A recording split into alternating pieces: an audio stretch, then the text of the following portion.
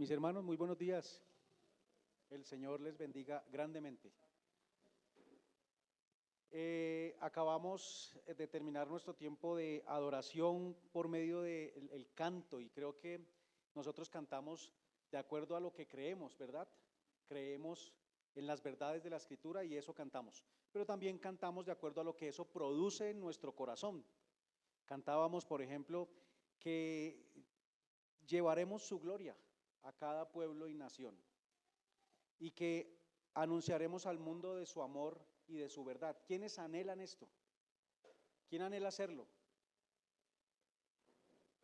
Yo esperaría que todos, ¿verdad? Y decía también, no nos podemos callar. Pero la canción obviamente habla de una extensión muy grande, al mundo, a toda nación, a todo pueblo. Pero yo les animo, hermanos, a que empecemos por nuestras propias casas. Que empecemos por ahí, por nuestros hogares. Y animarles entonces con esto, hermanos, a que voy a estar recordándolo cada domingo y espero que el Señor ponga ese anhelo en el corazón de algunos hermanos, y es que abramos un grupo en nuestra casa donde podamos estudiar con algunos hermanos y con otras personas que vengan, que no hacen parte de la iglesia, y que nosotros podamos invitarles. ¿Para qué? Para que anunciemos la gloria de Dios allí en nuestra casa, para que hablemos acerca de la verdad y del amor del Señor. Digamos, no cantemos con ese ánimo y ante un pedido de estos nos quedemos callados, hermanos. Anhelemos eso. Abramos nuestras casas para que el evangelio pueda seguir siendo llevado. Antes de querer irnos a otro país o a otro lugar a anunciar el evangelio, empecemos por ahí. Hagámoslo como iglesia de esa manera. Les animo, hermanos, y como dije, espero que el Señor ponga en nuestros corazones ese deseo. Bien, ese era otro anuncio, hermanos. Eso lo estamos haciendo cada 15 días, un día viernes. Ya hay un grupo y la idea es poder abrir más. Acompáñenme en la escritura, por favor, a Apocalipsis 12. Seguimos meditando en estos versículos.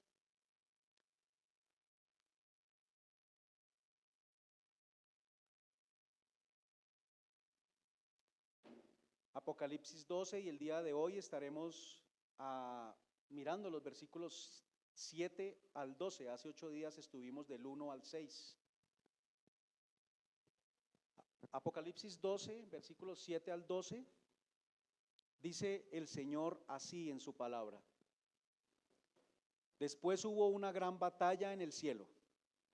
Miguel y sus ángeles luchaban contra el dragón, y luchaban el dragón y sus ángeles, pero no prevalecieron, ni se halló ya lugar para ellos en el cielo.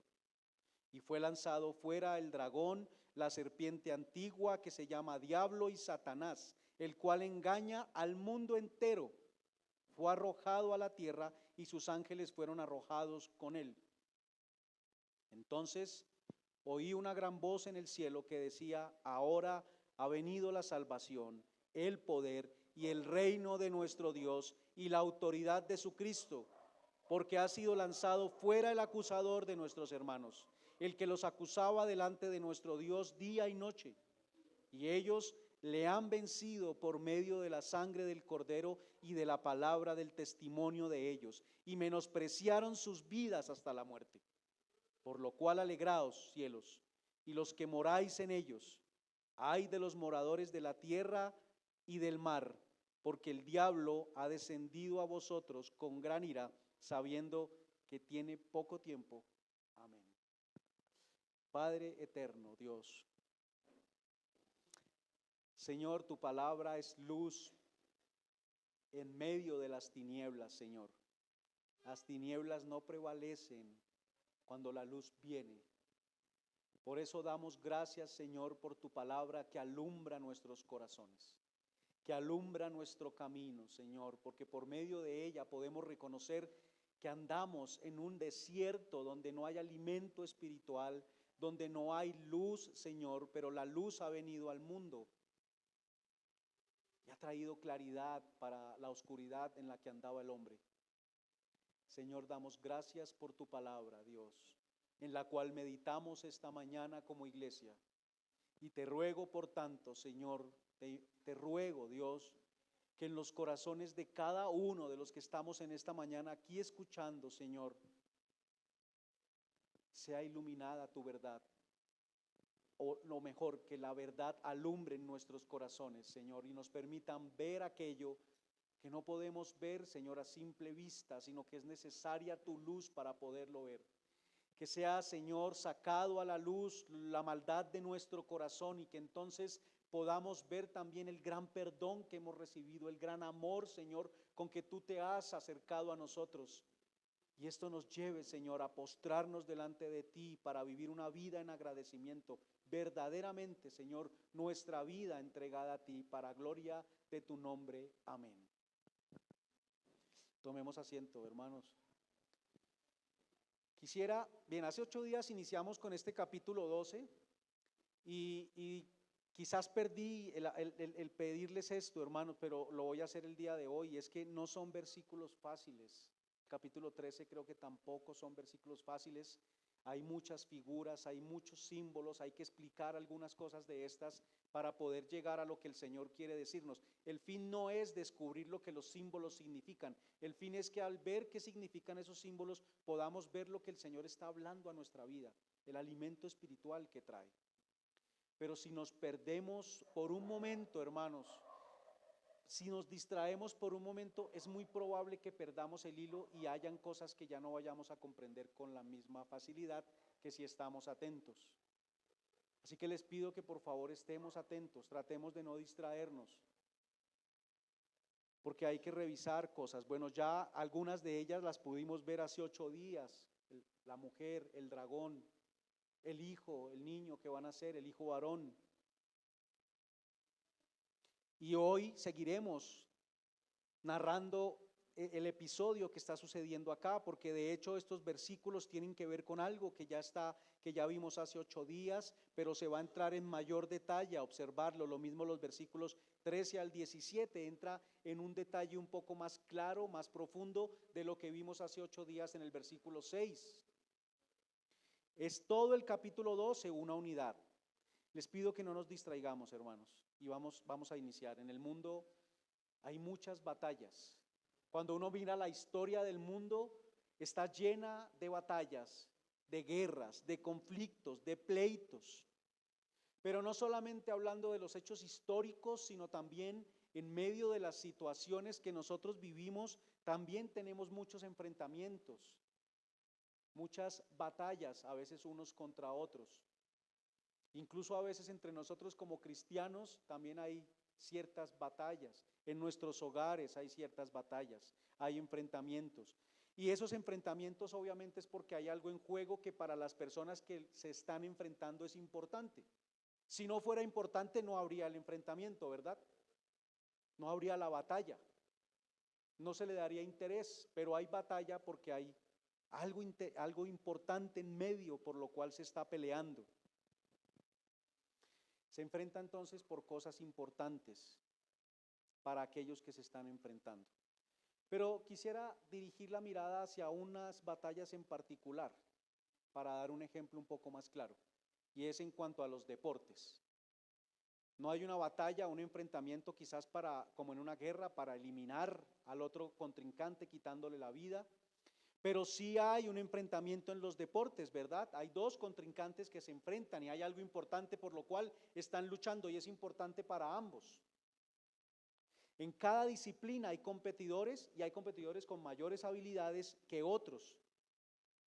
Y algunos enfrentamientos son de gran interés, de interés general. Por ejemplo, si hablamos de enfrentamientos como el Super Bowl, como la final del Mundial de Fútbol, como la final de un Mundial de Rugby, todos esos que enfrentan a diferentes naciones traen interés general, interés de las personas.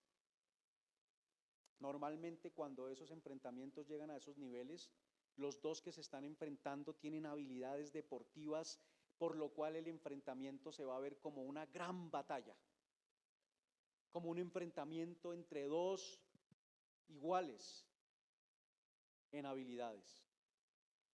Muchas veces Como dije, esos deportistas representan países y especialmente los de los países representados están atentos para ver a su representante esperando que gane. ¿Y qué pasa cuando el equipo de uno gana o el que está representando gana?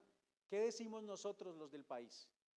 Ganamos, nos subimos al bus, ¿no es cierto? Del que ganó. Pero la realidad es que gana solo aquel que disputó el enfrentamiento. Ellos son los que ganan. Los premios son para ellos, los aplausos son para ellos, el dinero que quizás les van a dar es para ellos, los contratos por haberse mostrado ante el mundo son para ellos, la fama es para ellos. Me hacía pensar mucho las palabras de un comentarista. Hace poco tuvimos a nuestra selección enfrentando 2 partidos en la eliminatoria y me hacía pensar las palabras de un comentarista en medio de uno de los partidos, del primero contra Brasil. Y él decía, este partido es ganable y lo merecemos, pero decía esto, para un país tan golpeado, este triunfo sería algo maravilloso. Y yo pensaba, ¿en qué podría ayudar este triunfo a Colombia? Al final las cosas siguen iguales. Hermanos, que Colombia gane le quita a usted los problemas que tiene. Que Colombia gane le trae a usted salvación, libertad, luz, verdad a su vida.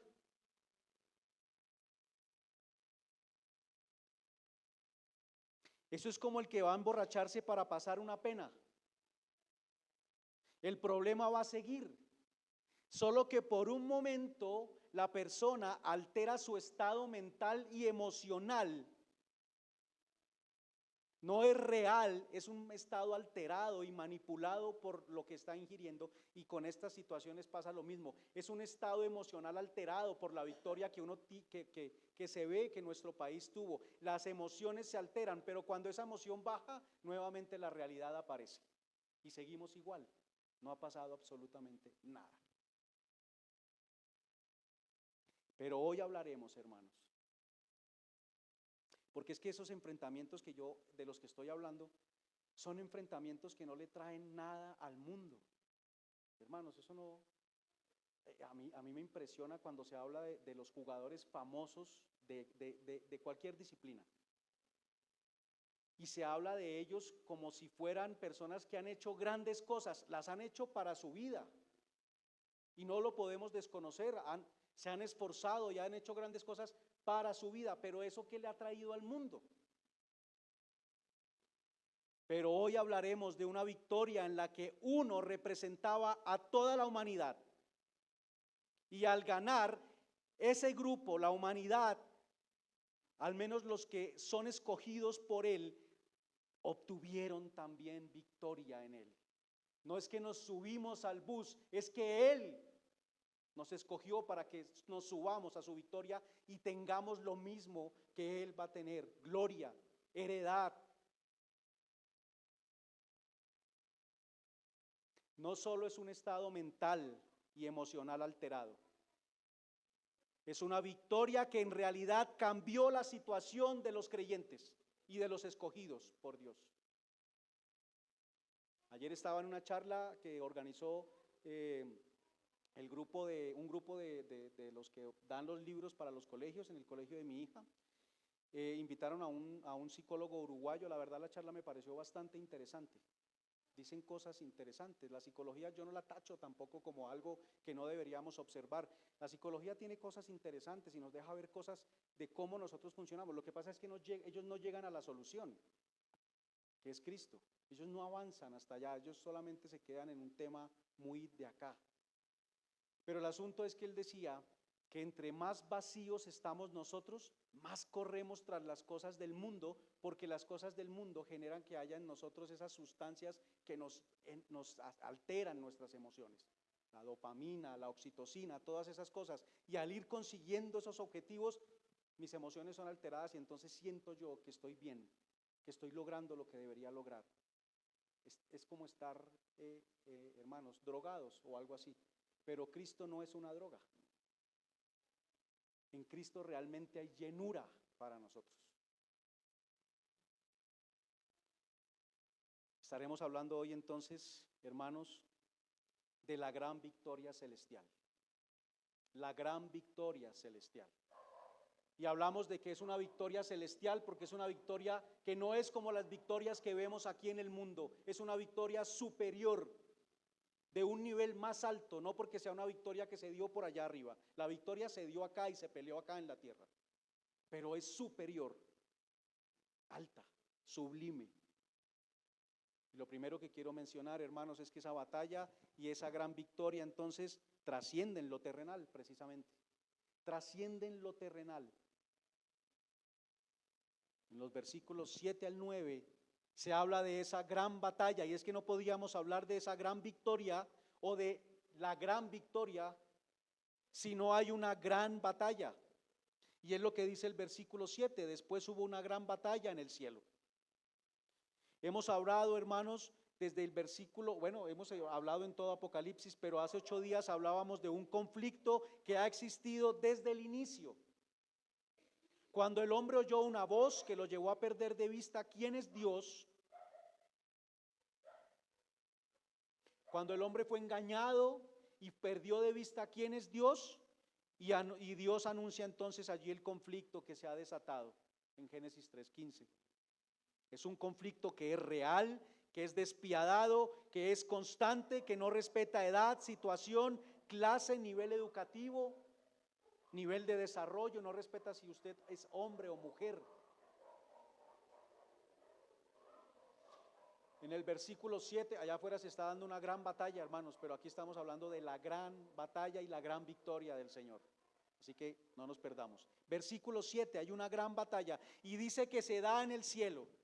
Hermanos, es importante ver la naturaleza del conflicto, por eso se habla de una batalla en el cielo, nos habla de la naturaleza, no del lugar geográfico donde se da, que lo mencioné hace 8 días y hoy espero poder ser un poco más claro. Acá nos dice su naturaleza, es celestial, y esto significa, tradicionalmente se interpreta de forma muy literal, ¿no es cierto? Lo hemos escuchado, creo que muchos comentaristas tienen esa interpretación, y es una rebelión en el cielo, donde unos ángeles, seres espirituales, se unieron a un arcángel que se rebeló, y entonces pelearon contra el arcángel Miguel y contra los ángeles que eran fieles a Dios, y fueron derrotados, y entonces fueron lanzados de ese lugar geográfico que está arriba, cielo, y fueron lanzados aquí a la tierra, ¿verdad? Esa es la explicación. De hecho se usan versículos, como por ejemplo donde Jesús dice que él veía caer al diablo, a Satanás, como un rayo. Eso se dio, hermanos, dicen algunos, antes de que el mundo fuera creado, para poder justificar de que la serpiente está allá en Edén. Por eso entonces se utilizan este tipo de interpretaciones, lanzado a la tierra con sus ángeles, y él viene a Edén y entonces empieza a actuar aquí en la tierra. Pero el pasaje nos muestra, hermanos, nos muestra a nosotros un tiempo diferente, lo vimos hace 8 días. ¿Qué tiempo está hablando el texto? ¿Qué estaba a punto de hacer la mujer y qué fue lo que hizo la mujer? Dio a luz. Nos está hablando del tiempo en el que Jesús nace, el tiempo en el que Él permanece aquí en la tierra, muere, resucita y asciende al cielo, asciende a la diestra del Padre, versículo 5. Ese es el tiempo que se nos está narrando. Una batalla diferente que la que se narra normalmente en esa interpretación literal. Y cómo se dio esa gran batalla, entonces se da la gran victoria. Todo el capítulo está relacionado con lo mismo. Hace 8 días veíamos cómo ese hijo varón, Jesús, nació para vencer. Ese era el título de hace 8 días, nacido para vencer. Y se describe esa gran victoria acá. Por tanto, eso ya nos debe ubicar en ese momento específico en el que se da. Y entonces si decimos que el diablo fue lanzado del cielo a la tierra, literalmente, un espacio geográfico, en ese momento, entonces, ¿cómo podía hacer presencia en Edén? Vimos hace 8 días que Dios le dio autoridad al hombre sobre la tierra, ¿verdad? Allá en Génesis también, para señorearla, para sojuzgarla, sobre los animales, sobre toda la tierra. Dios no le dio su trono al hombre. Él siempre ha estado en el trono, y eso yo sé que ustedes lo saben, pero Dios le dio autoridad al hombre sobre la tierra, pero debía hacerlo sujeto a quien está en el trono, sujeto a sus propósitos. Pero al oír a la serpiente, el hombre es expulsado de la presencia de Dios y quedó a merced de Satanás. El hombre entrega su voluntad a las órdenes del enemigo. Dios no fue quitado del trono. ¿Quién fue atacado en Edén? El hombre. Dios no fue atacado. Pero el hombre, entonces en ese ataque, lo que hace es desconocer la autoridad de Dios y se sujetó a Satanás. Adán y Eva lo hacen de esta forma y de ahí en adelante todos nacemos fuera de la presencia de Dios, sin poder reconocer la autoridad de Dios porque no le conocemos, estamos apartados, no tenemos la capacidad de verle. Todos nacemos desconociendo a Dios y desconociendo su autoridad. Preguntaba hace 8 días, ¿a quién de nosotros nuestros padres tuvieron que enseñarnos a desobedecer a Dios y no sujetarnos a su autoridad? A ninguno. ¿Quién de nosotros hoy le está enseñando a su hijo a no sujetarse a la autoridad de Dios? O más bien eso es como natural. Es natural, ¿verdad? Así nacemos. Desde Adán toda la humanidad ha nacido así. Nacemos ciegos, en tinieblas, sin la posibilidad de reconocer la grandeza de Dios, su autoridad, su gloria y mucho menos su amor. Obviamente el amor es parte de la gloria de Dios.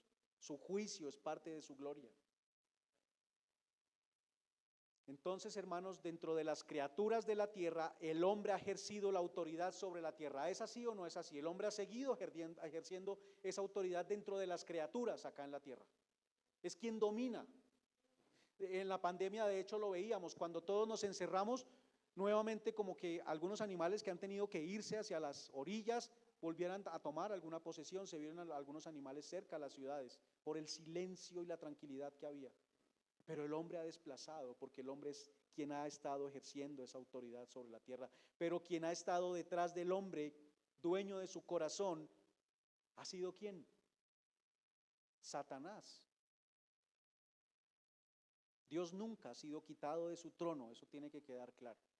Él sigue en esa autoridad, pero el hombre entregó su corazón a Satanás. El ataque vino al hombre, porque el hombre fue el que fue desplazado de esa autoridad y quien domina aquí en la tierra ahora no es el hombre realmente, es quien está detrás de él. El hombre compró el engaño de Satanás, lo aceptó como una verdad. ¿Cuál engaño? Recuerden que en Génesis Dios le dijo al hombre que podía comer de todo árbol. Le entregó la autoridad de la tierra, sujeto a él. Pero el engaño es, lo que Dios te ha dado no es suficiente. Mira este otro árbol que te están prohibiendo. Mereces tener más que lo que Dios te dio. Y todos nacemos presa de ese engaño y nacemos como culpables delante de quien reina, que es Dios.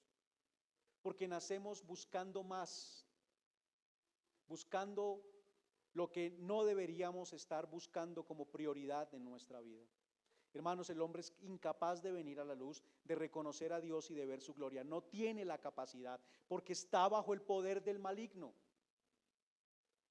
Y bajo ese poder el hombre atesora muchas cosas buscando satisfacerse a sí mismo. Por eso los enfrentamientos, por eso las batallas, porque el hombre está buscando algo que es su tesoro, pero hay otro que también lo está buscando. Y yo necesito quitarlo del camino. ¿Lo podemos entender de esa forma? Cuando estamos disputando esas batallas es porque hay un tesoro por el cual yo quiero ir.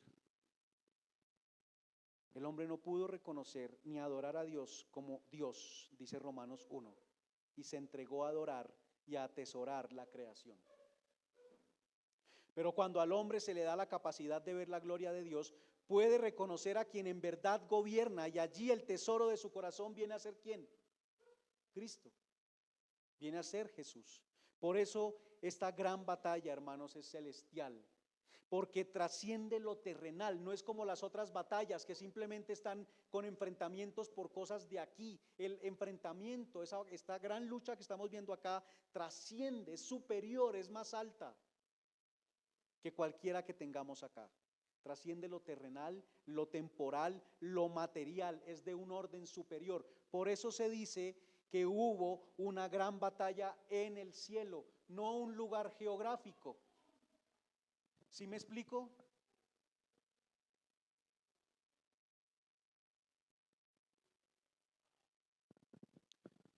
Lo podemos entender, hermanos, de esa manera. No sé si lo he explicado claramente. No es un lugar geográfico, es una batalla que tiene un orden superior porque se está peleando por algo mucho más alto que solamente lo temporal y material de acá. Claro, hermanos, parte de la batalla corresponde a que el hombre gobierne correctamente sobre la tierra. O sea, hay parte de la batalla que sí tiene que ver con lo que está sucediendo acá. Por eso fue necesario que Jesús se hiciera hombre y recuperara esa manera de gobierno para el hombre. Él recupera lo que el hombre había perdido en Edén, lo recupera haciéndose hombre y peleando como uno de nosotros. Pero para que eso sucediera era necesario que el hombre pudiera salir de su condición delante de Dios como culpable, como condenado, como corrupto, y que saliera de la esclavitud, de la mentira, de la oscuridad, y que fuera liberado, que fuera llevado a la verdad y alumbrado, y eso trasciende lo terrenal. Por eso habla de gran batalla en el cielo, no por el lugar donde se da, sino porque lo que está en juego trasciende lo terrenal, temporal y material. Solo Jesús podía hacerlo, solo Él podía hacerlo, solo Dios podía hacerlo, solo nuestro Señor podía hacerlo. No hay otro en quien pueda ganarse esa batalla, no hay otro. Solo en Cristo es posible.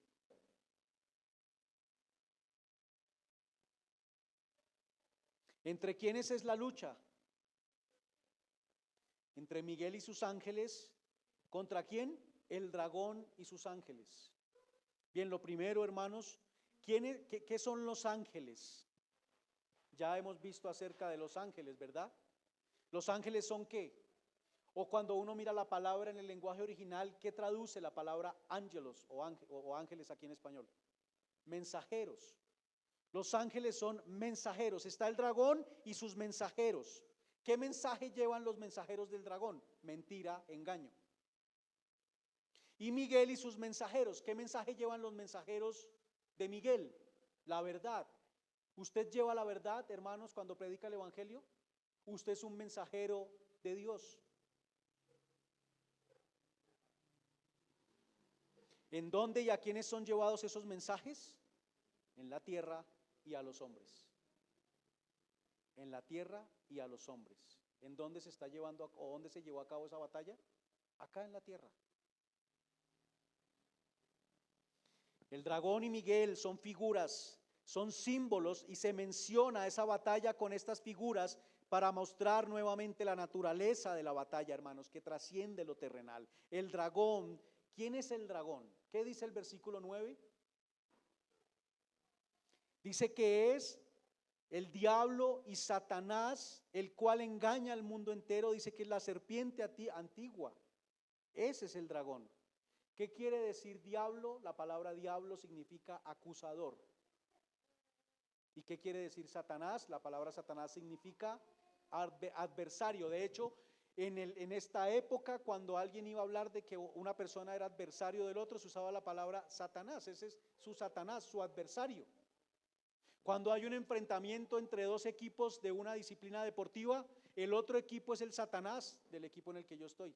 Es mi adversario. ¿Sí? Lo podemos ver. No es simplemente como un nombre. Recordemos que los nombres en la Biblia hablan más de la esencia. Es el adversario. La serpiente antigua no es solo una referencia a Edén, sino que es un símbolo de a quien el hombre se postró. Y al ver las diferentes culturas, hermanos, vemos constantemente la serpiente presente como un objeto de adoración, como un dios. De hecho, en Egipto la serpiente era adorada como dios. Cuando uno ve culturas acá, incluso de nuestro continente, la serpiente hace presencia continua como un dios principal de la cultura. El hombre se postró a adorar la serpiente. Y la forma de actuar, hermanos, de la serpiente, del dragón, mejor, para seguir con el nombre que se le da acá, Es por medio de autoridades terrenales, como lo vimos hace 8 días, donde en algunos textos se menciona a el faraón o a Egipto como el gran dragón o como un dragón. Actúa de esa manera, por medio de poderes. Hermanos, cuando acá vamos a ver ahorita, o quizás lo menciono, no sé si lo vayamos a ver en Daniel 7 o 10, donde se habla de un enfrentamiento y se habla de los príncipes de Grecia y de Persia. Y ese enfrentamiento, alguien que viene a Daniel le dice que fue retenido por 21 días. Hermano, lo que se está hablando allá es de un enfrentamiento en las ideas, que hacía que el príncipe de Grecia y de Persia pelearan bajo la idea engañosa del enemigo y se enfrentaran a los propósitos del pueblo de Dios acá, quien está llevando la verdad. De esa manera obra el enemigo. De esa manera obró en Egipto.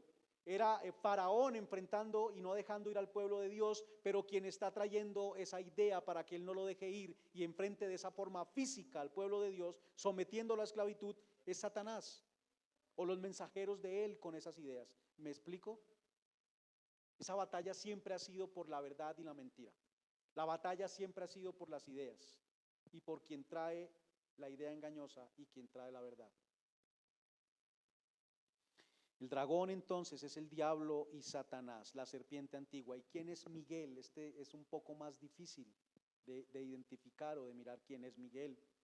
También es mencionado en el Antiguo Testamento y acá se enfrenta al dragón. Pero hermanos, si el dragón está mencionándose acá como un símbolo, pues Miguel, ¿qué pensamos de acuerdo a las reglas de interpretación bíblica? También tiene que ser mencionado como un símbolo. No podría ser diferente. Miguel tiene que ser también un símbolo para representar a alguien. Como el dragón es un símbolo para representar poderío y fuerza, una fuerza ante la cual el hombre no se puede imponer, no puede ganar. Eso sería un dragón. Y habla de Satanás, pues Miguel habla de algo más y está mencionando también a alguien. ¿Qué significa el nombre Miguel? El nombre Miguel significa ¿quién como Dios? ¿Quién como Dios? Eso es Miguel. No hay nadie como Dios. El hombre le entregó a Satanás en Edén un lugar que no le correspondía y se entregó a Satanás como si no hubiera nadie como él. Pero en el enfrentamiento lo que va a mostrar Dios es que no hay nadie como él. Se mencionan dos símbolos que tienen que ver con todo lo que explicamos ahorita que sucedió en Edén, entregar ese poder, esa autoridad en nuestro corazón al enemigo. Se menciona uno al cual el hombre le reconoce un lugar de autoridad y grandeza, pareciera sin igual, y otro que es a quien le pertenece ese lugar, o sea, Dios, que no hay nadie como él, pero el hombre por sí mismo no puede reconocer esa gran autoridad. Hermanos, ambos están mencionados para simbolizar esa clase de batalla que se libra. Recuerden que estamos en el primer punto y es poder ver que esa batalla y esa gran victoria son de un orden superior que trasciende lo terrenal.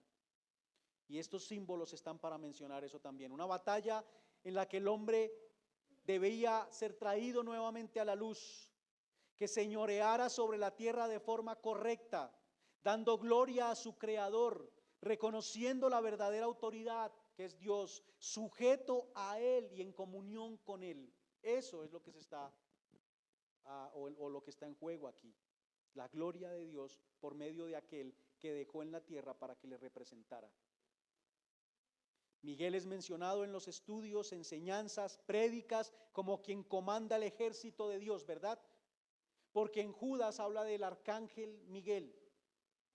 Y arcángel, cuando uno mira la traducción, es una palabra compuesta que quiere decir un ángel que está a un nivel de mando, comandando, que es el que manda, que es el que ordena. Por eso se dice entonces que Miguel es quien comanda el ejército de Dios.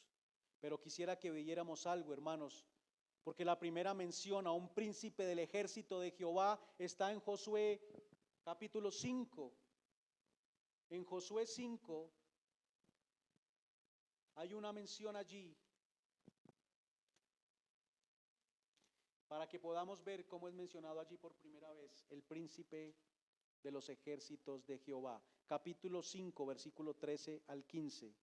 Dice allí: estando Josué cerca de Jericó, alzó sus ojos y vio un varón que estaba delante de él, el cual tenía una espada desenvainada en su mano. Y Josué, yendo hacia él, le dijo: ¿eres de los nuestros o de nuestros enemigos? Y bueno, esto también va a quedar claro acá, y lo hemos hablado otras veces. En la tierra solamente hay dos grupos.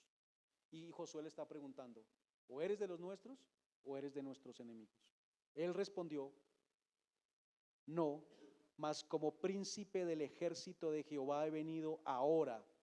Entonces Josué, postrándose sobre su rostro en tierra, le adoró y le dijo: ¿qué dice mi señor a su siervo? ¿A quién está adorando Josué? ¿A un ángel? ¿A Miguel, que es un arcángel? ¿Quién puede recibir adoración? Solo Dios. Si este fuera Miguel, el príncipe del ejército de Jehová, inmediatamente Josué debía ser corregido en su adoración, como pasó con Juan en Apocalipsis, que 2 veces se postra ante un ángel y el ángel le dice que se levante porque solo Dios puede ser adorado. Estaría cometiendo idolatría y el ángel estaría queriendo ocupar un lugar que no le corresponde, ¿verdad? Versículo 15: y el príncipe del ejército de Jehová respondió a Josué: quita el calzado de tus pies, porque el lugar donde estás es santo. Y Josué así lo hizo, similar a lo que pasó con Moisés, ¿verdad? Entonces, hermanos, es aquí donde se menciona por primera vez al príncipe de los ejércitos de Jehová, y se menciona entonces como alguien que está recibiendo adoración por medio de Josué y no es corregido. Entonces, ¿de quién se trata? Nosotros sabemos que hay unas apariciones, unas presentaciones de Jesús en el Antiguo Testamento por medio del ángel de Jehová. En algunas partes lo vemos de esa manera. Así que acá, lo más seguro, por la adoración que se está presentando, es que sea el mismo Señor presentándose de esa manera, como lo hizo varias veces en el Antiguo Testamento. ¿Quién es el príncipe entonces del ejército de Jehová? Jesús. Él es quien está al mando.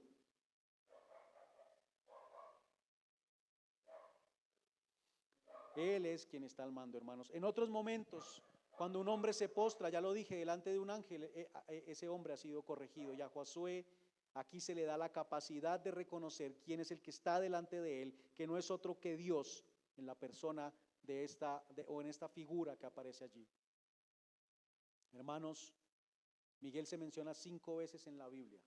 En Daniel 3 veces, en Apocalipsis 1 vez y en Judas 1 vez también. El contexto de esas menciones allá en Daniel, por ejemplo, es de alguien que pelea en favor del pueblo de Dios. Alguien que viene a pelear en favor del pueblo de Dios, una batalla que el pueblo no podía ganar, una batalla en la que el pueblo no podía vencer, como la que mencioné con el príncipe de Persia y de Grecia. Y aunque son batallas físicas, como claramente lo vemos allá en Daniel, lo que hay detrás, hermanos, es una batalla de ideas, la verdad contra la mentira. La mentira que intenta hacer que nosotros obremos de una manera y la verdad que nos lleva a que obremos de otra manera. Y connota entonces a aquel que pelea la gran batalla en favor del pueblo de Dios, que no es otro que nuestro Señor Jesucristo. Una batalla en la que no teníamos oportunidad, una batalla en la que el hombre estaba completamente derrotado y no había forma en que ganara. Y viene entonces Jesús y pelea por nosotros y nos hace ver claramente que no hay otro como Dios. Por eso el nombre de Miguel acá. ¿Quién como Dios? No se está dando el nombre de una persona o de un ser específicamente, se está dando un nombre para hablar de lo que se va a evidenciar en esa batalla, y es que no hay nadie como Dios.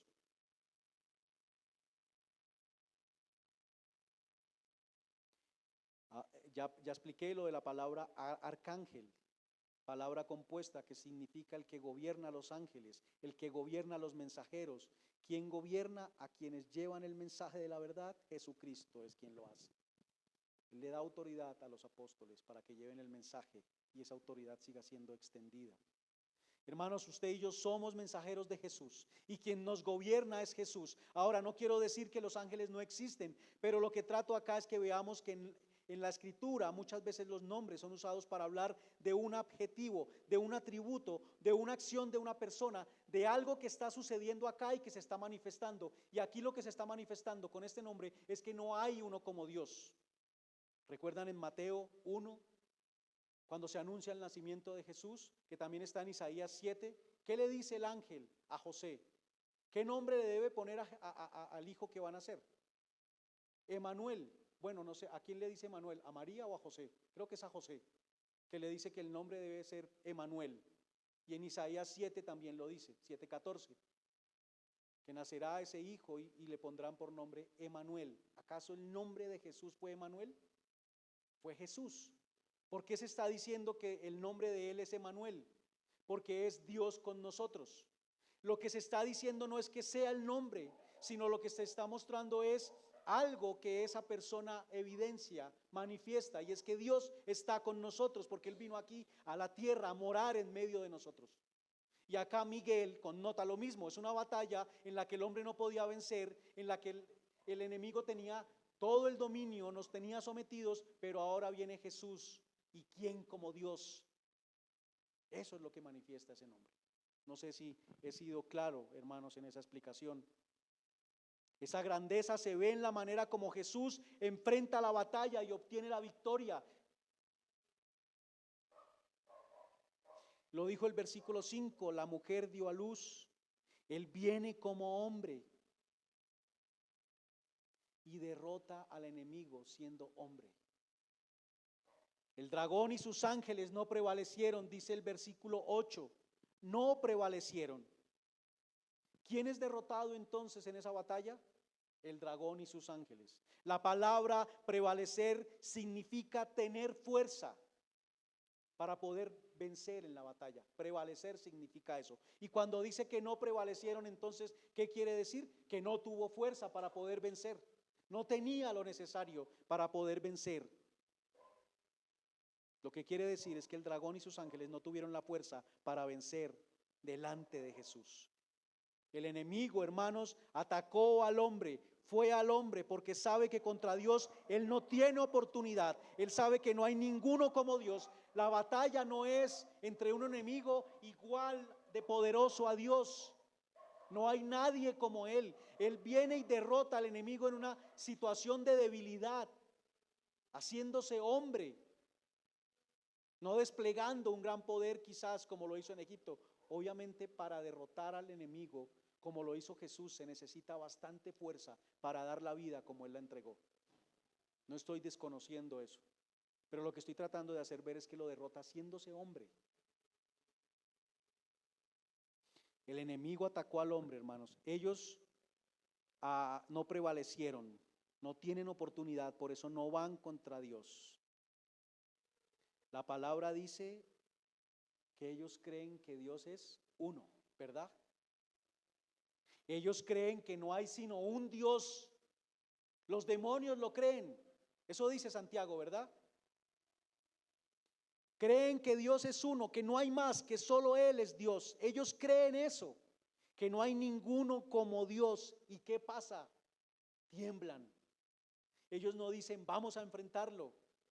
Tiemblan porque saben que no tienen oportunidad delante de Dios, porque ellos saben que no hay nadie como Dios, porque ellos saben que Él tiene esa característica, Miguel, nadie como Dios.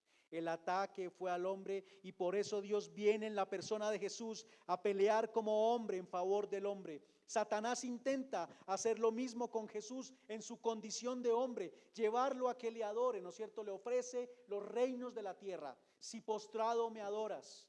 Él quería hacer lo mismo que hizo con nosotros.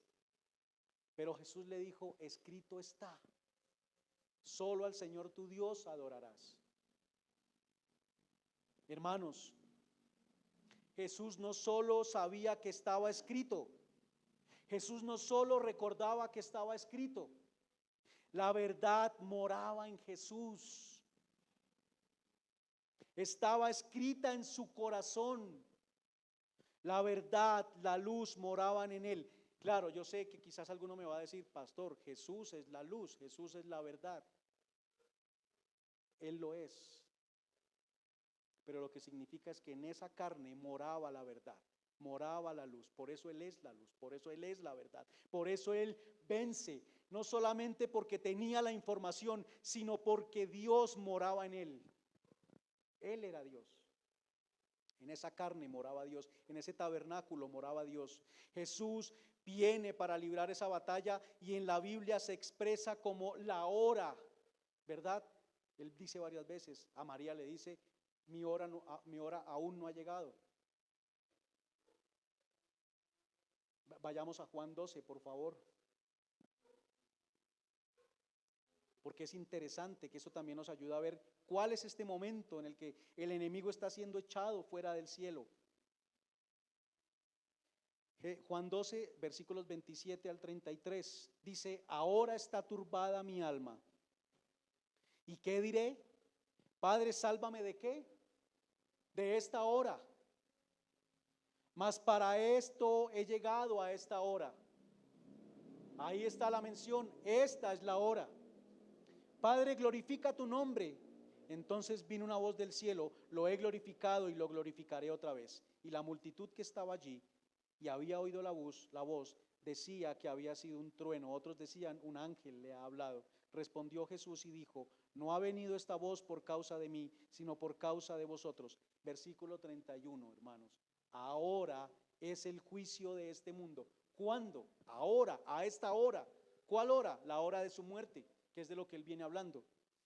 Ahora el príncipe de este mundo será echado fuera. Ahí está.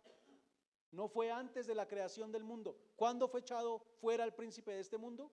En la hora de la muerte de Jesús. Esa es la hora. Y yo, si fuere levantado, ahí sigue hablando de su muerte, de la tierra a todos atraeré a mí mismo.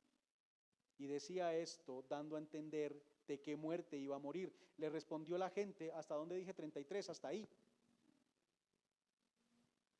Hermanos, aquí estamos viendo entonces de qué se trata esa batalla, en qué momento se dio.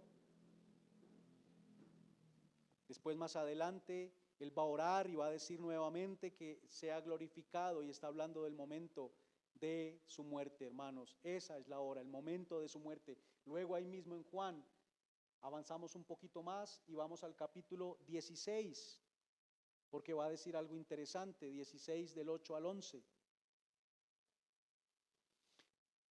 Él está hablando, ya está anunciando su muerte, pero le va a decir a los discípulos que va a venir después de que Él muera, después de que Él resucite y ascienda. ¿A quién va a enviar? ¿Él a quién va a enviar? Cuando Él parta de aquí, al Espíritu Santo, al Consolador. Y en el versículo 8 al 11 dice esto, y cuando Él venga, ¿a quién? El Consolador. ¿Cuándo es eso? Cuando Él haya muerto y ascienda a la diestra del Padre y sea enviado el Consolador. Convencerá al mundo de pecado, de justicia y de juicio. De pecado por cuanto no creen en mí, de justicia por cuanto voy al Padre y no me veréis más, y de juicio por cuanto el príncipe de este mundo ya ha sido juzgado. ¿Cuándo fue juzgado? En la hora de su muerte. Ese fue el momento de esa gran batalla y de la gran victoria, hermanos. Él haciéndose hombre, humillándose hasta la muerte y muerte de cruz, enmudecido ante sus captores. De esa forma, así derrotó a aquel a quien el hombre no podía vencer. En su muerte, sepultura y resurrección, Él vence al pecado, vence la muerte, vence la oscuridad, vence la mentira, vence la esclavitud del hombre y de esta forma manifiesta de forma contundente que Dios es incomparable, que Dios es inigualable, que Cristo es inigualable, hermanos. No hay ninguno como Dios. ¿Quién como Dios? Cristo es el único, hermanos. Por eso nuestra llenura debería ser de Él. Por eso Jesús debería ser suficiente para nosotros. No hay nada como Él. El mundo ofrece solamente que nos sintamos exaltados en nuestras emociones. Jesús no es solo eso. Jesús es llenura completa y total. Jesús, no hay nadie como Él, hermanos. Esa batalla y esa victoria se mencionaron allá en el versículo 5, nacimiento, muerte, resurrección y ascensión de Jesús, 12:5. Jesús no solo venció el engaño, Jesús no solo venció a la oscuridad, hermanos, Él venció al engañador, Él venció al dragón. Y la muestra de su poder fue que lo hizo haciéndose débil, haciéndose hombre, despojándose a sí mismo, siendo Dios. Él peleó la batalla como hombre, dando su vida, porque el enemigo no es quien lo mata. Él dio su vida. ¿Quién como Dios? De hecho, hermanos, si quisiéramos, y tampoco es así, pero a veces cuando vemos y pensamos en la muerte del Señor y pensamos lo duro, el sacrificio, el dolor que pudo haber sentido y lo fuerte de su obra en cuanto al dolor físico al menos, obviamente la ira de Dios es mucho, enfrentar la ira de Dios es un tema que trasciende lo terrenal. El dolor físico, el dolor en su cuerpo por todo lo que sucedió es terrenal, es físico, pero la ira de Dios trasciende eso, es mucho más grande el dolor allí. Pero hermanos, no se la infligieron los romanos. Él no fue a la cruz, bueno, no lo sé, pero él no fue a la cruz porque Poncio Pilato haya tomado la decisión de crucificarlo. Él fue a la cruz porque él dio su vida y la dio porque nosotros éramos pecadores. Él fue a la cruz por mí, por mi pecado, por lo que he hecho hoy que no corresponde a su voluntad y por lo que voy a hacer mañana que no corresponde a su voluntad. Por eso Él fue allá. Así que si debería dolerme el sufrimiento de Jesús, debería dolerme es mirándome a mí, porque yo fui el causante de eso, por el pecado mío. Esa batalla, entonces, hermanos, es celestial por todo esto que hemos estado viendo. Dice entonces el texto allí en el versículo 8, no se halló lugar para ellos en el cielo. Ya no se halló lugar para ellos en el cielo y fueron lanzados a la tierra. Y ya sabemos cómo se citan entonces esos pasajes, pero nosotros no estamos hablando de lugares físicos, hermanos. Nosotros no teníamos armas para poder vencer, el hombre estaba derrotado, engaña al mundo entero, dice el texto también. Ataca al hombre de manera engañosa, con mentira. Por eso su característica es diablo, engañador. Pero una vez que ha configurado el engaño y que se acepta como una verdad, el hombre queda acusado delante de Dios. Su otra característica, acusador, es al hombre a quien ataca, no a Dios, porque Dios no tiene rival. Nuevamente, hermanos, nos atacó a nosotros y estamos delante de Dios como acusados porque hemos creído la mentira del enemigo. Engaña a todo el mundo, a gentes de todo pueblo, lengua, tribu y nación. Pero una vez Jesús vence, la verdad es predicada en el mundo, la luz viene al mundo, luz que alumbra en los corazones de los escogidos de todo pueblo, tribu, lengua y nación de todo el mundo, y vienen a existir en el mundo solo dos ciudadanías, terrenal y celestial. No hay más. ¿Qué es lo que pasa entonces acá, hermanos? ¿Por qué dice que no fue hallado lugar en el cielo para el enemigo? El enemigo ya no tiene poder para mantener el engaño en la oscuridad, en la esclavitud a los de la ciudadanía celestial. Ya no puede acusar a quienes, a los que creen, a los escogidos. Aún en el mundo hay personas que no han creído pero que son escogidos. ¿Los puede acusar a ellos? No, porque Cristo ya pagó por los pecados de ellos también. Él no necesita venir a pagar cada vez que alguien cree. Él ya pagó por todo eso. Por eso el enemigo ya no tiene lugar en esos lugares celestiales, porque no puede acusar a quienes son de la ciudadanía celestial. ¿A quienes puede acusar delante de Dios? ¿Y a quienes puede engañar y mantenerlos en ese engaño? ¿A los de la ciudadanía qué? Terrenal. Por eso dice que fue lanzado a la tierra. Lanzado a la tierra, hermanos. Ya no tiene poder sobre nosotros. ¿No le llena eso de alegría, hermanos, de gozo? Usted dice, pero yo aún peco. Eso no es que el diablo tenga poder en usted, eso es que todavía son esos rezagos de lo que éramos antes que están siendo limpiados por el Señor. Pero Él no tiene poder sobre nosotros. ¿Qué dice Primera de Juan 5:18? Los que han sido engendrados de Dios, el maligno no los toca. No los toca. ¿Cree eso usted, hermano? Lo dice la Escritura. No nos toca. Él no tiene poder sobre nosotros.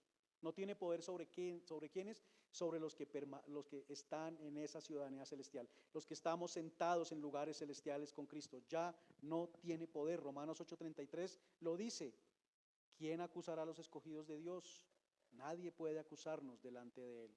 Eso es una realidad, hermanos. Cristo pagó nuestra deuda en la cruz, una deuda que nosotros no podíamos pagar, y eso es lo que debemos proclamar con nuestra vida.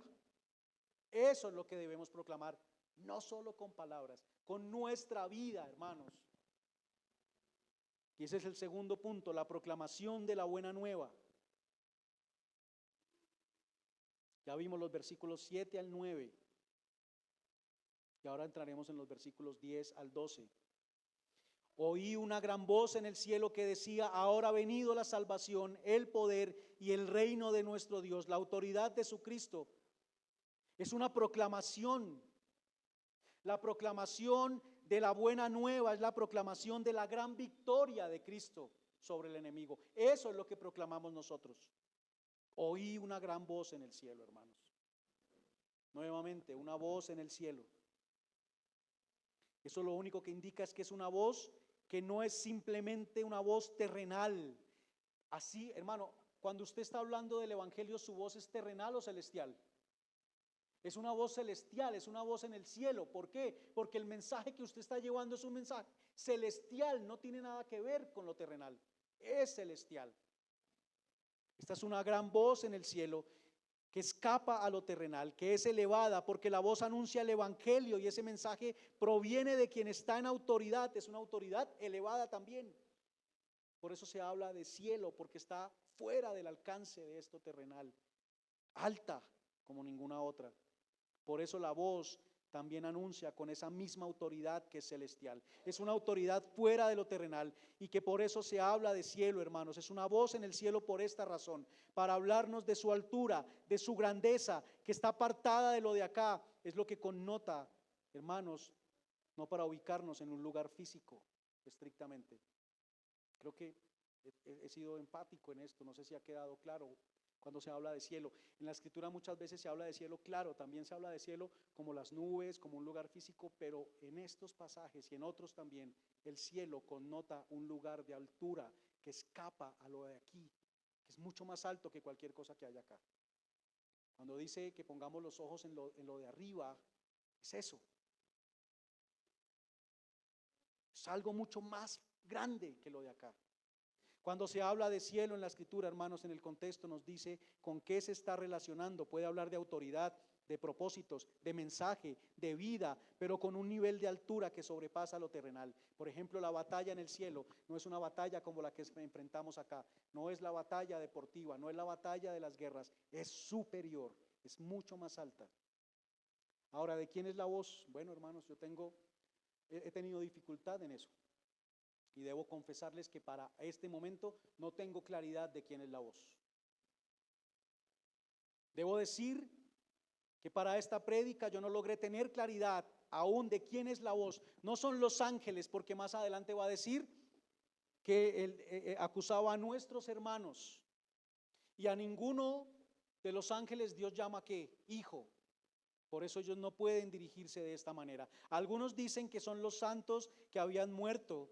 Pero hermanos, recordemos que acá se está narrando la gran victoria de Jesús, en la cual todos íbamos a ser victoriosos, los de antes de Jesús y los de después de Jesús. Hebreos 11 lo aclara. Hebreos 11 dice en los versículos 39 y 40 lo siguiente: y todos estos, ¿quiénes son todos estos? Los de la fe. Abel, Enoc, Abraham, todos ellos, Noé. Aunque alcanzaron buen testimonio mediante la fe, ¿qué fue lo que no recibieron? La promesa. No recibieron lo prometido. Por eso, si este momento está narrando la muerte de Jesús, estos no han recibido, estos no están en esa gloria. No sé si me explico. Por eso tampoco me adhiero a ese comentario de que sean personas que ya están allí. Debía esperarse la muerte de Jesús, al menos. Si queremos creer que nosotros morimos e inmediatamente vamos a esa gloria con Dios, pues al menos se debía esperar que Cristo pagara, porque no podían presentarse delante si la deuda no estaba pagada. ¿Me explico? No podía Abel, porque Abel era un pecador, no podía Noé, porque no era un pecador, presentarse delante de Dios sin que Cristo hubiera pagado por su deuda. Dice que aquellos que tuvieron fe no recibieron aún lo prometido. Era necesario que Cristo venciera para poder alcanzar lo prometido. Es probable que sean los 24 ancianos, es probable, se han mencionado en otras partes de la Escritura, y no estamos hablando de que ya ellos resucitaron y están allá estrictamente. Puede ser, es un tema que no es sencillo. Algunos dicen que es la voz de Jesús, y yo me inclino a pensar más de esta manera. Aunque Él va a decir allí que llegó a el reino de nuestro Dios y la autoridad de su Cristo, no necesariamente uno a veces uno a veces hablando de uno mismo habla en tercera persona, y eso podría ser lo que está haciendo el Señor acá, hablando de Él mismo como su Cristo en tercera persona. ¿Por qué me adhiero a esto, hermanos? Porque cuando el Señor murió y resucitó, Él vino y habló con los discípulos y anunció la victoria, y les dijo a ellos acerca de lo que ellos debían hacer, acerca de esa autoridad que le fue dada a Él, que ahora estaba allí y que ahora era transmitida a ellos para que ellos llevaran el Evangelio. Podría ser ese anuncio, ¿no? Una gran voz del cielo, una gran voz que anuncia algo que es más que simplemente un anuncio terrenal. Me adhiero, pero como dije, no hay claridad. Los versículos tampoco nos dicen de quién era la gran voz. Lo que sí nos dice es que anuncia que ha venido la salvación, el poder y el reino de nuestro Dios. ¿A dónde han venido y para quién han venido? Han venido al hombre. El hombre era quien había perdido de vista el poder, la autoridad de Dios, estaba condenado a oscuridad y a esclavitud, condenado a la ira de Dios, pero en Cristo y solo en Cristo hay salvación. Fuera de Cristo no hay salvación. Hermanos, fuera de Cristo, todo aquello que usted sienta que lo llena es solo, hermanos, es solo como una droga que nos genera dopamina. Y nosotros, como cuando usted consume esas sustancias y esa dopamina se genera en grandes cantidades, el cuerpo le vuelve a pedir, porque el cuerpo la necesita por el placer que le produce. Eso es todo, hermano, no es solamente la droga. Toda aquella cosa que le genere ese tipo de cosas a usted nos está generando dopamina, placer, gusto, y corremos tras eso porque buscamos llenarnos. Pero solo en Cristo hay verdadera llenura y solo en Cristo hay salvación. Esa es la gran victoria. Ahora en Cristo hay libertad. Ahora en Cristo usted y yo tenemos luz, usted y yo tenemos salvación. El hombre puede reconocer la gloria de Dios, someterse a su autoridad. En su corazón Dios es su autoridad ahora, si usted ha creído. En mi corazón Dios es mi autoridad si yo he creído, perfecta y amorosa, que obra para el bien de los suyos. No es como la autoridad de Satanás, que obra para destrucción y muerte.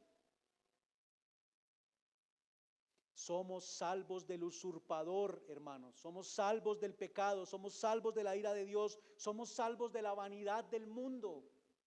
Hermanos, todo lo que persigue el mundo es vacío, es vano. ¿Lo creemos de esa manera o no? Pero nos encontramos persiguiendo lo mismo que persigue el mundo, sí. Tristemente aún nos pasa, hermanos, y debemos rogar al Señor para que nos ayude. Yo sé que puedo ser claro con eso. No estamos diciendo otra vez que no podemos tener alguna cosa, que no podemos, no estamos diciendo eso. Pero es que se nos vuelve el afán nuestro perseguir esas cosas. Somos salvos y ahora podemos tener comunión con Él, hermanos. ¿Por qué? Porque el acusador fue lanzado fuera. No puede acusarnos, la deuda está cancelada. Antes del pago de la deuda todos estábamos bajo condenación, pero al morir Cristo, Él viene a ser nuestro abogado y nuestra culpa ha sido cubierta totalmente por Él. Leía nuestro hermano esta mañana Zacarías 3 y le invito a que volvamos a esos versículos, por favor, hermanos, para que veamos algo interesante allí. Yo sé que ustedes lo percibieron. pero quiero mostrarlo nuevamente y que leamos con mayor detenimiento estos versículos. Zacarías capítulo 3, y vamos a leer los primeros 4 versículos. Dice la palabra del Señor así: me mostró al sumo sacerdote Josué, el cual estaba delante del ángel de Jehová y Satanás. ¿Quiénes están ahí? Los dos de esa gran batalla. El ángel de Jehová, nuevamente, ¿no es cierto? ¿Quién como Dios? Ese mismo que estábamos viendo allá delante también de Josué.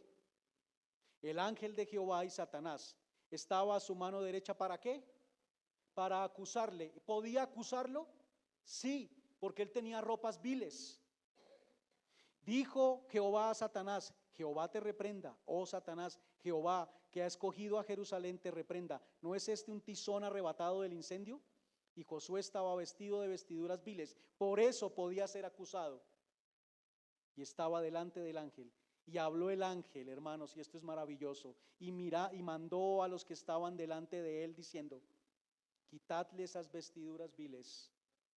Y a él le dijo: mira que he quitado de ti tu pecado y te he hecho vestir de ropas de gala. Esa es la gran victoria. El Señor venció y quita, cuando nosotros creemos, nos quita esas vestiduras viles y nos pone vestiduras de gala y pone una mitra en nuestra cabeza, que es lo mismo que hemos estado viendo en Apocalipsis. Nos viste con vestiduras blancas, quita esas vestiduras sucias de pecado que teníamos nosotros y nos pone una corona porque reinamos con Él. ¿Lo creemos, hermanos? Eso hizo el Señor por nosotros. Esa es la gran victoria. Él ya ha borrado nuestro pecado si usted ha creído, pero si no ha creído, Él llama con su evangelio para que crea en Él y venga en arrepentimiento y fe. Sea quitada su ropa vil, se ha quitado su pecado y pueda vestirse ahora de vestiduras de gala, que no es otra cosa que vestirse de Cristo. Bueno, digo no es otra cosa, es gran cosa. Somos vestidos de Cristo. El reino de Dios ha venido a la tierra, hermanos. El cielo ha venido. Cristo vino y venció. Y ahora ese reino de Cristo es la tierra en la iglesia. La iglesia en la tierra. Ese es el reino de Dios. Un reino en medio de esta oscuridad. El reino de Dios somos nosotros acá en la tierra. La iglesia en la tierra, hermanos. Compuesta por los... ¿Recuerdan que Jesús oró? Padre nuestro, en el Padre nuestro, que tu reino venga a nosotros, y eso es, hermanos, que ese perdón venga a nosotros, esa vestidura venga a nosotros, la autoridad de Dios venga a reinar ahora en nuestro corazón. Eso es que el reino venga acá a la tierra. El reino ya está en la tierra. Vino con Jesús, se acercó, predicó Jesús, el reino de Dios se ha acercado y ahora está acá. Es la iglesia, compuesta por los creyentes en quienes reina Cristo en su corazón. La iglesia es celestial, por tanto, hermanos, aunque estamos acá en la tierra nuevamente. Es el cielo en la tierra. Es un grupo de personas con una autoridad superior, con un fin superior, con una esperanza superior, con una identidad superior, con una ciudadanía superior y que lleva un mensaje superior, que no es solo terrenal. Hermanos, nuestra victoria es superior porque nosotros somos partícipes en ella. Versículo 11. Y ellos le han vencido. ¿Quiénes? Los que éramos acusados antes, los hermanos de estos que hablan acá en esta voz, o es de Jesús diciéndole a los discípulos, nuestros hermanos. Y ellos le han vencido por medio de la sangre del Cordero y de la palabra del testimonio de ellos. Nosotros, la iglesia, hemos vencido al enemigo por medio de la sangre del Cordero, la sangre de Cristo, o sea, por medio de su vida derramada allí en la cruz. Fue el pago por nuestra libertad. Hermanos, aunque el enemigo no tenía oportunidad delante de Dios, no podemos decir que la batalla fue solamente como soplar y nada más. Tuvo un costo altísimo. A Cristo le costó mucho esa batalla y a Dios también, porque dio a su Hijo para morir en la cruz. Derramó su sangre, hermanos, allí en la cruz. Y quien nos tenía esclavos no nos pudo retener más. Estamos vestidos con la justicia de Cristo, coronados en victoria con Cristo. El diablo ya no puede acusarnos y no puede llevarnos a oscuridad, porque tenemos luz y las tinieblas no prevalecen. Quisiera nuevamente leer allí en Romanos, hermanos, porque ese capítulo 8 habla cosas muy similares a las que estamos viendo el día de hoy. En el capítulo 8, en los versículos 33 y 34, ya leí el 33, ¿quién acusará a los escogidos de Dios? Dios es el que justifica. ¿Quién es el que condenará? Cristo es el que murió. Más aún el que también resucitó y el que además está a la diestra de Dios. Nuevamente el versículo 12:5 que vimos hace 8 días. El que también intercede por nosotros, hermanos. ¿Quién puede sacarnos del amor del Señor? Nadie, ni siquiera el pecado suyo. Y no es un aliento para que no le ponga atención a su pecado, pero tampoco eso puede sacarlo, hermanos, del amor del Señor. Nuestro mensaje también, hermanos, lo que nosotros proclamamos es superior. También vencemos por medio de la palabra del testimonio de nosotros. Al proclamar la verdad, al llevar el evangelio, la victoria es aplicada a los escogidos que oyen su voz. Usted y yo creímos porque alguien vino y nos anunció el evangelio, dio testimonio de Cristo, y por eso en nuestra vida fue aplicada esa victoria. Nos anunciaron el evangelio, hermanos, y la victoria vino a ser aplicada a nosotros al creer.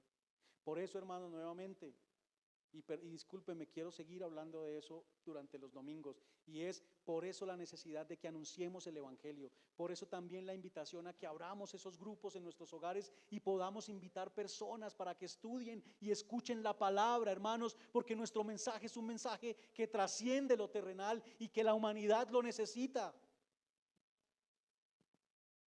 Hermanos, debemos verlo de esta forma. Usted puede hacer la labor que sea. No sé cuál sea la posición más alta aquí en la tierra para realizar. No sé, presidente de qué nación o de qué corporación o qué lugar en lo deportivo sea un lugar alto para ocupar.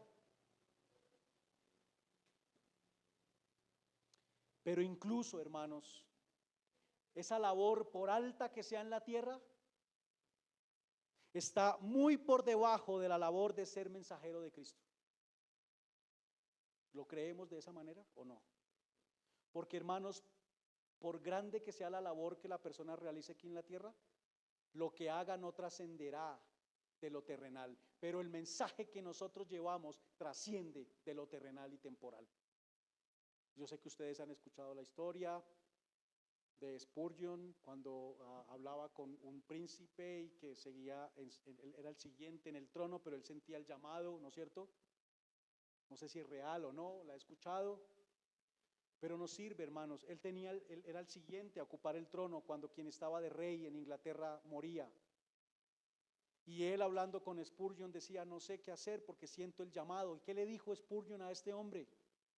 Si Dios lo llamó a servirle llevando el mensaje, no se rebaje a ser el rey de Inglaterra. No se rebaje. Hermanos, no hay labor aquí en el mundo que sea más alta que la que nosotros estamos llamados a hacer. Porque nosotros lo que anunciamos es un mensaje celestial y lo llevamos bajo y con la autoridad celestial de Cristo. Debe llenarnos de orgullo esto. Debemos ver el valor que tiene. Hermanos, dice el texto aquí que quienes comprenden realmente ese valor y dan testimonio de Cristo, ¿qué hacen? Menosprecian su vida hasta la muerte.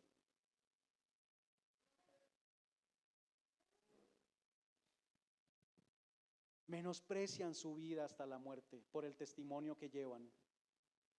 Porque proclamamos que ya no somos del mundo, que no vivimos como los del mundo, que no amamos lo que ama la gente del mundo, que no tenemos como fin lo que los del mundo tienen. No es solo con palabras, es proclamarlo con nuestra vida, con nuestras decisiones, con el uso de lo que Dios nos ha dado a nosotros, nuestros recursos económicos, nuestro tiempo, nuestros dones. ¿De qué manera hacemos uso de ellos? Hablábamos hace 8 días, estamos en este desierto. Dios le dio oro y plata y otras cosas, bronce, a los de Israel que salieron de Egipto y lo llevaron durante el desierto. ¿Para qué les sirvió? ¿Para hacerse un ídolo o para edificar el tabernáculo? ¿Qué estamos haciendo con los recursos que Dios nos ha dado en medio de este desierto? ¿Nos estamos edificando un ídolo o los estamos usando para la edificación del templo de Dios, que es nosotros mismos y la iglesia? Es necesario meditar en esto, hermanos. Ya no vivir para lo terrenal, eso significa menospreciar nuestra vida hasta la muerte. No solamente que nos maten, pero es anhelar ya no vivir para mí, sino para Cristo. Las metas que yo persigo, ¿persiguen mi bien nada más o persiguen la gloria de Cristo? Debemos ser sinceros con nosotros mismos, hermanos, al pensar en esto. Ya no vivir para lo terrenal, sino para lo celestial. ¿Por qué anhelar vivir para lo terrenal si no somos terrenales? Nuevamente quiero llevarlos a Romanos. Romanos 8, los versículos que continúan allí, el 35 y el 37. Nos continúan hablando de lo mismo que viene hablando allí, hermanos. Dice la palabra del Señor allí. ¿Quién nos separará del amor de Cristo? ¿Tribulación o angustia o persecución o hambre o desnudez o peligro o espada? Como está escrito, por causa de ti somos muertos todo el tiempo, somos contados como ovejas de matadero. Antes, en todas estas cosas somos más que vencedores por medio de aquel que nos amó. ¿Se considera usted vencedor porque logra conseguir los éxitos del mundo o porque muriendo a eso vive para Cristo? Jeremías lo hizo, Isaías lo hizo, los apóstoles lo hicieron. En una predicación en la de Santa Lucía se mencionaba a Zaqueo, cómo Zaqueo también deja todo eso por lo que él luchaba, porque conoció la verdad, conoció a Cristo. Cristo es todo, hermanos. Pero debemos preguntarnos si eso está pasando en nuestro corazón. ¿Cristo es todo? ¿Cristo es suficiente o aún estoy vacío y necesito llenarme de lo que ofrece el mundo? Es necesario meditar en esto, hermanos, porque cuántas veces menospreciamos lo celestial, lo alto, lo sublime, por ganar lo terrenal, lo bajo, lo ordinario. Para eso murió Jesús, o por eso murió Jesús, para que saliéramos del engaño de que lo celestial no es suficiente y debemos entonces procurar encontrar lo suficiente en lo terrenal. Dijo Jesús, porque todo el que quiera salvar su vida, la perderá. Y todo el que pierda su vida por causa de mí, la hallará. ¿Por qué? ¿Qué aprovechará el hombre si ganare todo el mundo y perdiere su alma? ¿O qué recompensa dará el hombre por su alma? Pero si hemos creído, hermanos, los afanes de este mundo cada vez más y más deben ir pasando a un segundo plano, deben generarnos cada vez menos angustia, menos dolor. No tenerlos no nos debe generar el dolor que quizás nos generan hoy. Mañana no debería generarnos el mismo dolor. Deben cada vez con menos fuerza alejarnos de Dios también. Romanos 8 dice 38 y 39, por lo cual estoy seguro de que ni la muerte, ni la vida, ni ángeles, ni principados, ni potestades, ni lo presente, ni lo porvenir, ni lo alto, ni lo profundo, ni ninguna cosa creada nos podrá separar del amor de Dios que es en Cristo Jesús, Señor nuestro, hermanos. Por eso, en el versículo 12 de Apocalipsis, dice que deberíamos entonces nosotros, ¿qué? Hermanos, hemos visto la prédica de hoy, hay una gran victoria. La logró Jesús por nosotros y somos partícipes de esa victoria. El llamado es ¿a qué? A que nos alegremos. Alégrense los cielos y sus moradores. Ustedes y yo somos moradores del cielo si hemos creído, aunque estamos en la tierra. Gocémonos en la riqueza recibida en Cristo. Alegrémonos, hermanos, tengamos contentamiento, porque es que no es solamente como, bueno, me voy a contentar con eso. Es que si lo comprendemos realmente, hermanos, ese gozo debe salir de nosotros de manera natural. Regocijémonos, alegrémonos en la victoria de Jesús, alegrémonos en su obra y en lo que hemos recibido sin merecerlo. Gocémonos, hermanos, y que ese gozo se note en la forma como vivimos para Él. Yo no puedo decir, sí, Dios me dio, Cristo me dio una gran victoria en Él, en su muerte, pero bueno, yo quiero seguir persiguiendo estas cosas. Vivamos para Él, hermanos. Pero también dice, ¿hay de quiénes? Los moradores de la tierra. Y hay de los que viven para lo terrenal. La única forma es creyendo en Cristo, hermanos. No hay otra manera. Hay de aquellos que moran en la tierra y en el mar. Y nuevamente, ¿cómo podría yo explicar esto? ¿Quiénes son los celestiales? Los que hemos creído. ¿Quiénes son los terrenales? Aquellos que no han creído, pero que moralmente se ven bien. Son personas que trabajan, son personas que su conciencia les dice que matar, que robar es malo, que atacar a una persona violentamente es malo. Hay una conciencia en ellos, pero están los moradores del mar, aquellos que ya su conciencia está cauterizada, que hacen mal y no les importa, que son capaces de torturar a una persona y además se satisfacen en el dolor de esa persona. Son personas a quienes su conciencia ya no les acusa. Por eso hablamos de esos tres niveles. No son lugares físicos. Recuerden que para los hebreos el mar era donde moraba todo el mal. Y es por lo que es más abajo, profundo, abismo. Es eso, hermanos, todos estamos aquí en la tierra. Los moradores del cielo, los terrenales y los moradores del mar. Todos estamos acá, pero está hablando de esos niveles en los que estamos. Los celestiales son los que han creído, los terrenales son los que se ven bien, son personas que no le hacen daño a nadie, que se creen buenos, pero que no han creído. Y los del mar son los que ya su conciencia está cauterizada. Hermanos, bienaventurados los mansos, porque recibirán ¿qué? La tierra por heredad. Todo de nuevo en el orden dado por Dios. Toda la tierra llena como un gran tabernáculo donde mora el hombre en comunión con el único y verdadero Dios, reconociendo su autoridad. Usted y yo, los creyentes, el pueblo de Dios, hermanos, aquel pueblo por el que Jesús peleó y venció, recibiremos la tierra con la bendición de ya no poder ser seducidos al pecado nuevamente. No somos llevados a la oscuridad. Será una tierra sin pecado, sin presencia de la muerte, sin presencia de la mentira, de la oscuridad, porque estaremos morando con la luz, que es Cristo, y no tendremos ningún adversario. Gocémonos en eso, hermanos. Puestos en pie y demos gracias al Señor.